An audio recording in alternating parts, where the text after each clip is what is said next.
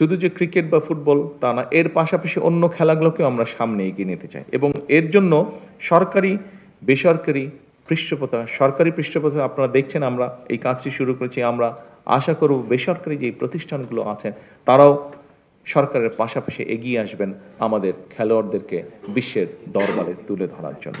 সম্প্রতি সাফ নারী ফুটবল যে গেমস, এটার মধ্যে প্রথমবারের মতন বাংলাদেশ চ্যাম্পিয়ন হয়েছে। সেই চ্যাম্পিয়নদেরকে আবারও আজকের এই অনুষ্ঠানের পক্ষ থেকে আমি আন্তরিকভাবে শুভেচ্ছা এবং অভিনন্দন জানাচ্ছি। যুক্তরাষ্ট্রের এক নম্বর জিম চেইন গোল্ড জিম এখন আবারও বাংলাদেশে। বসুন্ধরা আবাসিক এলাকা ও বসুন্ধরা সিটি শপিং মলে।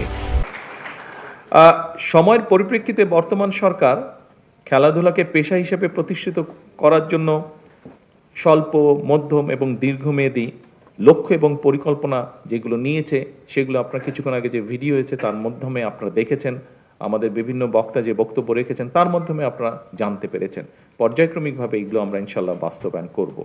পড়াশোনার পাশাপাশি খেলাধুলার প্রতি আমাদের যে ছেলেমেয়েরা ছোটবেলা থেকে আগ্রহী স্পোর্টসের জন্য, তারা যাতে এই সুযোগটা পায় সেজন্য এর মধ্যেই দেখেছেন স্পোর্টস মিনিস্টার উনি ওনার বক্তব্যে বলেছেন যে শিক্ষা কারিকুলামের পাশাপাশি আমরা কারিকুলামের ভেতরে আমরা চতুর্থ শ্রেণী থেকে খেলাধুলাকে যাতে মোটামুটি কম্পালসারি করা যায়। অর্থাৎ আমাদেরকে স্কুলে যেরকম অঙ্ক, ইংরেজি, ভূগোল, ইতিহাস এগুলো যেরকম কম্পালসারি পড়তে হয়, আমরা চাচ্ছি যে বাচ্চাটা যে খেলাটাই পছন্দ করুক কিন্তু সেই খেলাটা তাকে খেলতে হবে, সেটাতে তাকে এক্সপার্ট হতে হবে, সেটাতে তাকে নিজেকে গড়ে তুলতে হবে। অর্থাৎ